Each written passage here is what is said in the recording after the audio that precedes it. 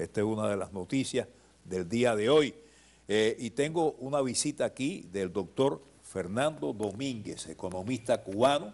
Nuestro invitado es doctor en Ciencias Económicas y funcionario de la Cámara de Comercio Latina de los Estados Unidos, Camacol.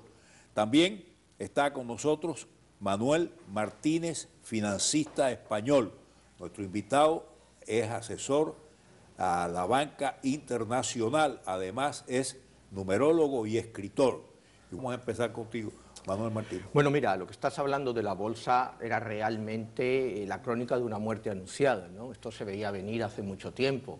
Llevamos en un mercado que se dice un bull market por exactamente 6 años, ¿no? Y entonces la caída del viernes, bueno, es el reflejo de una situación que empezó con China, pero ha estado metido Europa, y el precio de las acciones está, bueno, pues realmente demasiado alto. La caída de los 530 puntos del viernes va a continuarse hoy, con una caída ¿Va a seguir abajo? Mucho más fuerte hoy a la entrada. Los futuros están, para el Dow Jones, están a 600 puntos abajo, entonces la caída se va a pronunciar. Yo creo, mira, históricamente el Dow Jones nunca se ha establecido, digamos, una caída hacia la baja en un viernes, nunca, porque normalmente el fin de semana es muy mal consejero. Claro. Y la gente, bueno, pues pone muchísimas órdenes de venta para que se ejecuten el lunes. Entonces hemos visto que hoy China ha caído otro 8%, a pesar de la intervención del gobierno, no han podido controlarlo. Japón ha caído también más de un 3% y Europa está todo entre 2,5 y 3% abajo. Entonces aquí la apertura indica eso, una apertura muy fuerte a la baja. Yo creo que durante el día se van a consolidar posiciones. No sabemos si esto es la tan llamada corrección que se estaba esperando, que ya está llegando, pero lo que sí es sintomático es que si te fijas históricamente, el Standard & Poor's, que es el índice más seguido, nunca ha subido durante 7 años seguidos desde el año 1893. Entonces, que suba este año otra vez por 7º año sería una cosa quizá realmente pues nunca vista. Como te digo, desde el año 1893 no habías visto eso. Además, ten en cuenta que la bolsa es un estado emocional para mucha gente. Entonces, cuando ven caídas prolongadas, la gente tiende a salirse. La desaceleración de la economía de China ha sido algo que nadie podía esperar, ¿no? No, mira, se lleva hablando ya años de que China está acostumbrado a crecer 8, 9, hasta 10%, había bajado su crecimiento al 7%, y realmente no sabemos si ese crecimiento del 7% era un crecimiento real. ¿Me entiendes? La subida del dólar, lógicamente, ha afectado mucho a la economía china al tener el yuan ligado al dólar. Entonces, China pues, no le quedaba más remedio realmente que devaluar, si quería continuar siendo competitivo, pues si no estaba dando ventaja a sus competidores, no hay duda de eso. Entonces, pues hemos visto que China ha devaluado el yuan y lo ha devaluado realmente un 5%, tampoco es una cosa exagerada. Sin embargo, hay muchos otros efectos y otras emociones dentro del mercado que han provocado esta corrección y que no sabemos hasta dónde va a llegar. Bueno, hay otra cosa que me quiero preguntarle a mi amigo Domínguez. La renuncia del primer ministro de Grecia, Alexis Tsipras. ¿Por qué este hombre se ha escapado de esto? Parece que esta economía es la que no puede soportar allí, ¿no? Bueno, buenos días primero que todo.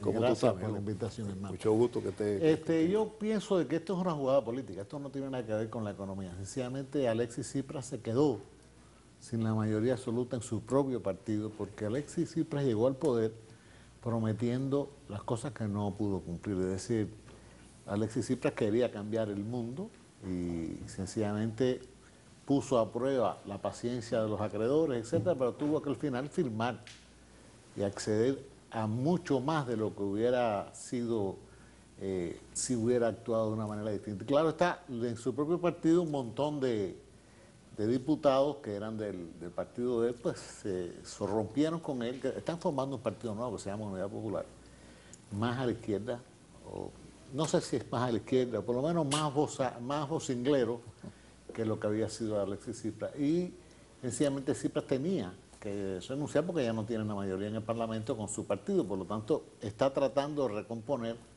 una nueva unidad a través de está tratando de formar un gobierno nuevo, otra persona, pero sencillamente eso va a terminar en tener que convocar elecciones para recomponer la estructura política del gobierno griego, que al final tuvo que aceptar todo lo que, porque el que paga manda. Y bueno, durante años Grecia había estado viviendo un poco sin pagarle a nadie digamos, de la buena voluntad de los acreedores, hasta que llegó un momento que le dijeron: hasta aquí llegaste, ¿no? Es como que tú no le pagas tu tarjeta de crédito, tú sabes que va a pasar, pero te van a quitar el crédito. Claro, bueno, pero Grecia es un país con problemas muy serios, ¿eh? ¿Qué tú piensas de Grecia? Bueno, mira, Grecia ya hemos hablado otras veces, es un país que, bueno, solo representa realmente el 2% de la Unión Europea, pero de la economía de la Unión Europea, pero su deuda son 400.000 millones de euros, o sea, es una cantidad brutal. Lo que decía Fernando, bueno, pues lleva razón, o sea, el gobierno griego pues prometió cosas que son realmente inalcanzables, ¿no? Ahora lo que han hecho, el problema que yo veo en Grecia es siempre los extremos, ¿no? Ahora Tsipras puede, por supuesto no creo que gane las elecciones, pero sí se puede ver un crecimiento muy fuerte de aurora dorada, amanecer dorado, que es la extrema derecha, ¿no? Porque la gente va a buscar... Mira, el problema de Grecia es el euro, eso está claro, pero a la vez es la solución. O sea, es una contradicción en sí mismo, pero es que es lo único que tienen, ¿no? Porque volver al dracma, pues el experimento no lo hemos visto. O sea, lo que ellos podría tuvieron pasar. una buena intención de irse con los rusos, ¿no? Bueno, trataron de ir, pero Rusia tampoco está ahora para muchas alegrías. Rusia no se o sea, mete en eso tampoco. Rusia no está para muchas alegrías. El problema, mira, de Grecia es que es una sociedad que se ha acostumbrado, como decía Fernando, a vivir del cuento. O sea, jubilaciones a los 50 años. Fíjate, para darte un dato, en Grecia se jubilan más gente a los 50 años que en España, Alemania e Italia juntos. O sea, un país de 12 millones de habitantes, ¿no? O sea, no tiene sentido, ¿no? Claro, claro. Se tenían, pues, por ejemplo, para un jardinero público se tenían 3 turnos, 8 y 8 horas. Claro, así se mitigaba el desempleo, los salarios no eran demasiado necesariamente altos, pero sí para la supervivencia. El problema es que el déficit del gobierno es inalcanzable. Para controlar ese déficit, ¿qué hacía Grecia? Endeudarse y endeudarse. Y llega un punto, como dice Fernando, que si tú sigues con tu tarjeta de crédito y sigues metiéndole, llega un momento que no la puedes pagar. Bueno, yo creo que la solución sería los sindicatos de ese país evitar todo esto, ¿no? Pero es que hay un problema estructural. Usted, hay un problema estructural. El problema es que la economía griega durante muchos años se deformó a base de una sociedad que lo daba todo, una sociedad, como dirían aquí, del entitlement. O sea, todo el mundo tenía sus derechos, como decía Manuel, de que la gente se jubilaba a los 50 años, había otra gente para el mismo puesto, es decir, porque vivían una economía de forma artificial, dando lo que no tenían. ¿Con qué? Con el dinero ajeno. Es decir, tú puedes en tu casa ahora llegar y tu familia, tus hijos, etcétera, pueden querer un Rolls Royce y perfecto, tú vas y lo sacas con tu tarjeta de crédito, pero va a llegar a fin de mes y tienes que pagar la tarjeta, tú sabes. Y si no la pagas, pues empiezan los problemas. Y eso ha hecho a la sociedad griega, ha dilatado durante muchísimos años, desde que entraron a la Unión Europea, dilataron el cambio estructural. En Europa hay una cierta acomodo de que todo el mundo sabía que tenía que entrar por una disciplina financiera, que todo el mundo tiene que tener un equilibrio en su presupuesto. Es como que en los Estados Unidos, si cada estado emite un dólar diferente y todo el mundo le permitimos que se salga el presupuesto, pues el dólar afecta a todos los demás. Lo que pasa en Texas afecta en la Florida. Por eso, aquí en la Constitución de los Estados Unidos dice que hay un solo dólar. Nadie, los estados por la Constitución tienen que estar equilibrados, los gobiernos locales también, y por lo tanto puede haber desequilibrios parciales, momentáneos, pequeños, pero no estructurales, que es lo que ha pasado en Grecia, que ellos, Europa también le permitió libremente que se endeudaran y no se pusieron duros antes, porque también en Europa hay una competencia igual, de ver quién, tú sabes, se porta mejor y quién es más agradable. Los políticos tienen un gran problema en la vida. Dicen lo que la gente quiere escuchar, no la realidad. Y Tsipras dijo durante mucho tiempo lo que la gente quería escuchar hasta que explotó el problema. Bueno, vamos a hacer un paréntesis para unos comerciales y vamos a continuar hablando de lo que es la economía, no solamente en Europa, sino también aquí en los Estados Unidos y en el resto de América. El problema del petróleo es un problema de exceso de producción y, en cierto modo, menor demanda, ¿no? La producción mundial diaria de petróleo es alrededor de 94 millones de barriles, ¿no? Ahora, ten en cuenta que también está entrando Irán al mercado de petróleo. Al quitarle las sanciones van a producir más petróleo, va a haber más petróleo en la oferta, ¿no? La demanda, pues, era un poco lo que estábamos hablando antes, ¿no? Si la producción industrial en China cae, pues lógicamente va a caer la demanda tanto de petróleo como de materias primas. Yo creo que el petróleo debe de asociarlo también a las materias primas y la repercusión que eso va a tener en las diferentes economías, sobre todo en las latinoamericanas, que dependen de la venta de materias primas. El petróleo hoy en día, pues bueno, hoy está también a la baja, estamos por debajo de... Hay dos tipos de petróleo que se cotizan normalmente, el Brent y el Texas, pues Texas Intermediate. Entonces, estamos bajando de los $40, se habla incluso que puede tocar un fondo a los $30, ¿no? Se han dicho muchas cosas sobre esto, que era una venganza también de Arabia Saudita y Estados Unidos para hundir a Rusia, porque la economía rusa pues no se ha diversificado realmente, es una economía basada en el petróleo y las materias primas y en el oro, y todo esto pues le repercute muchísimo para su presupuesto. Esa caída tan grande puede acabar arruinando a la Unión Soviética, bueno, a Rusia, ¿no? Les puede acabar afectándole muchísimo. Por otra parte, hay quien dice que también, analistas que dicen que ha sido una venganza de Arabia Saudita para sacar del mercado a todos los productores de lo que se llama el shale y el fracking, ¿no? El shale y el fracking, yo lo último que he leído está que el costo de ellos está alrededor de $50. Por debajo de $50, estas personas, estos productores, tienen que salirse del mercado. Entonces, el problema que tenemos es que aquí, sabes que en Texas, Dakota, Oklahoma, se está produciendo mucho shale y fracking, y es lo que ha hecho también bajar los precios del petróleo y hacer que Estados Unidos se convierta en el mayor productor de petróleo del mundo. Bueno, pero esta bajada va a seguir. ¿Hasta dónde? Se habla de que parece que este año, ¿no? Completo, ¿no?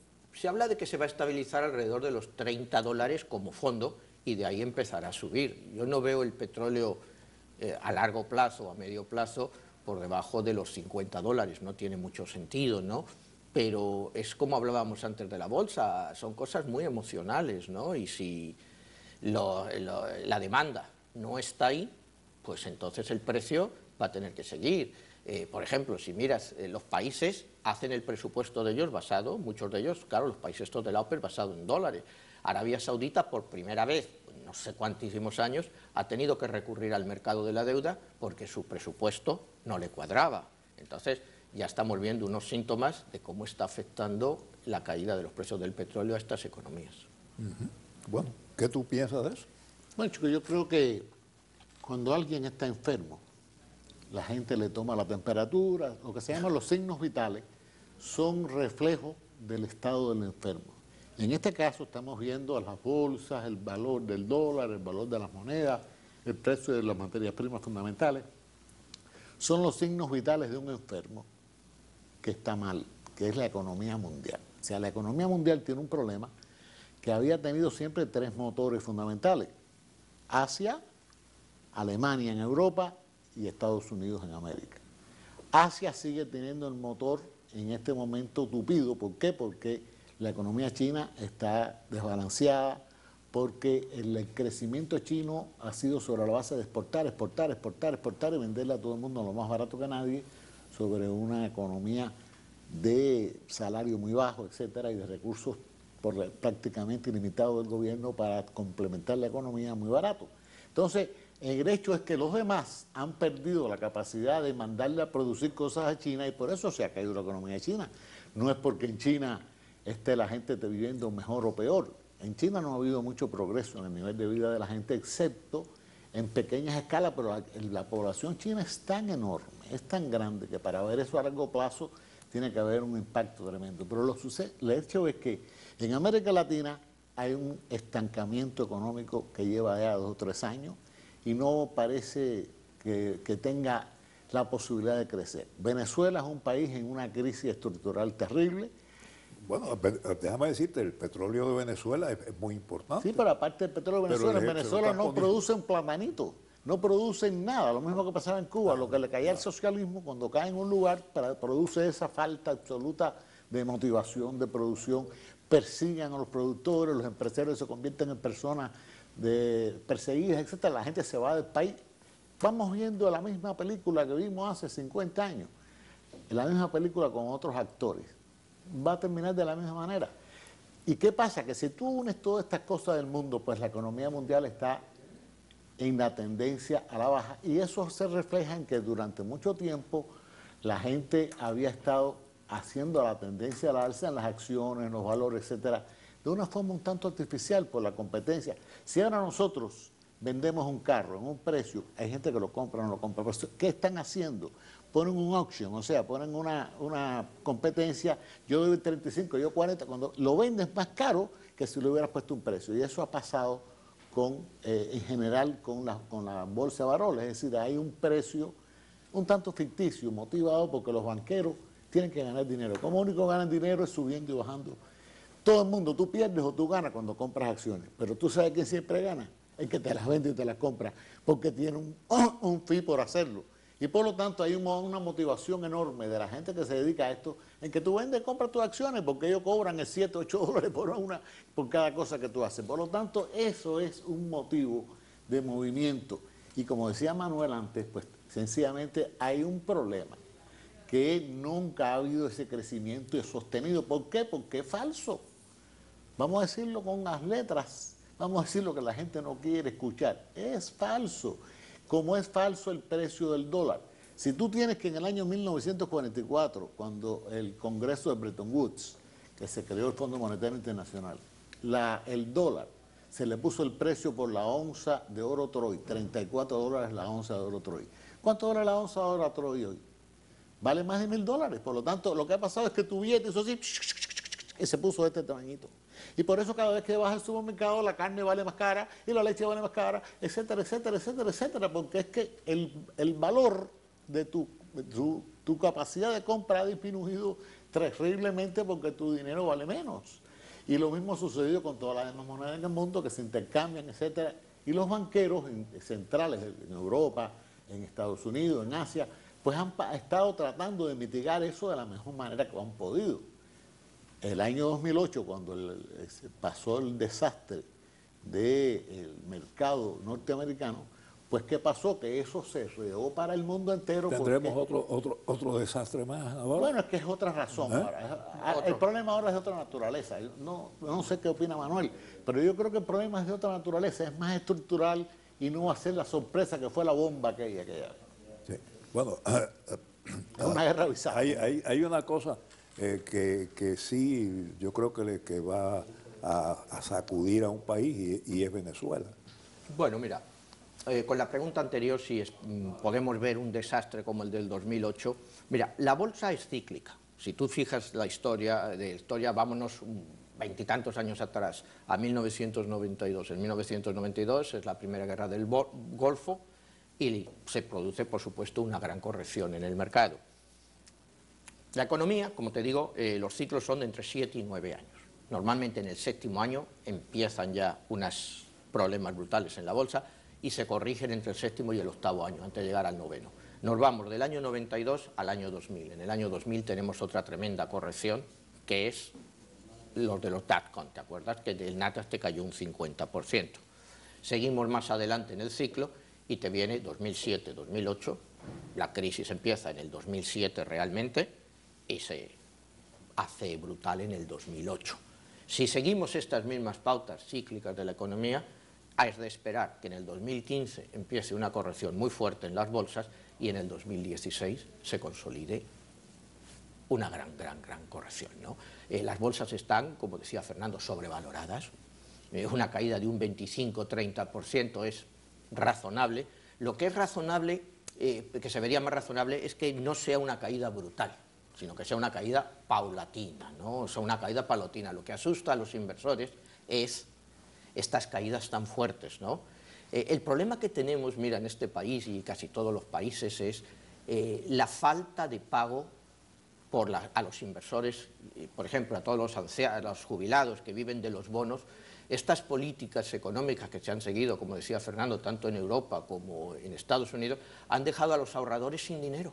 O sea, la gente tiene un bono del Tesoro, no les paga nada, entonces la gente se ha tenido que ir a la bolsa, se han ido quizá, pueden decir, a más conservadores, a lo que se llaman los utilities, para que les paguen un dividendo de 3, 4%, pero aún así están corriendo el riesgo de la bolsa. Son personas que tienen 70 años, que están jubilados, que nunca han estado acostumbrados a este tipo de riesgos. Entonces, si les pegan un vaivén de estos, que se les caen los portafolios en un 10%, esta gente pues se asusta porque es todo lo que les queda.